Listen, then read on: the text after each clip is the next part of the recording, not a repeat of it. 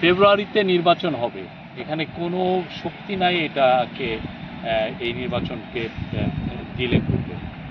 এটা আমাদের chief adviser বলেছেন, এবং আমাদের চিফ অ্যাডভাইজার বলার পরেই আপনারা দেখেছেন ইলেকশন কমিশনও বলেছেন।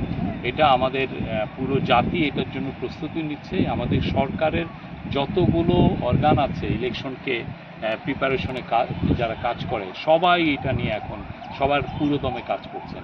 ইলেকশন ফেব্রুয়ারিতে হবে, এই বিষয়ে কোনো সন্দেহ নাই। যারা সন্দেহ বীজ রোপণ করছেন তাদেরকে বলবো আপনারা থামেন।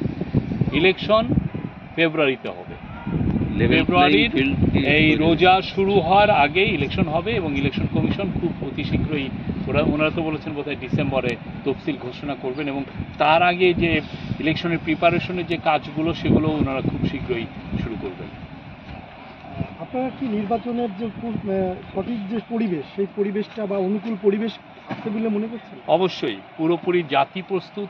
নির্বাচনে একটা আছে হচ্ছে যে নিরাপদ ইলেকশন, পিসফুল ইলেকশন অর্গানাইজ করা, এটা হলো সরকারের, এটা একটা দায়িত্ব। সরকার ইলেকশন কমিশন সেটা নিয়ে কাজ করছে। আর একটা দায়িত্ব হচ্ছে সামাজিক যেটা দায়িত্ব, সবাই মিলে একটা ভালো ইলেকশন করা। এটা একটা পাড়ায়, মহল্লায়, এটা উপজেলায়, গ্রামে, ডিস্ট্রিক্টে, সব জায়গায় সবাই মিলে এখন পুরো জাতি আসলে অধীর আগ্রহে নির্বাচনের জন্য অপেক্ষা করছে। এবং আমরা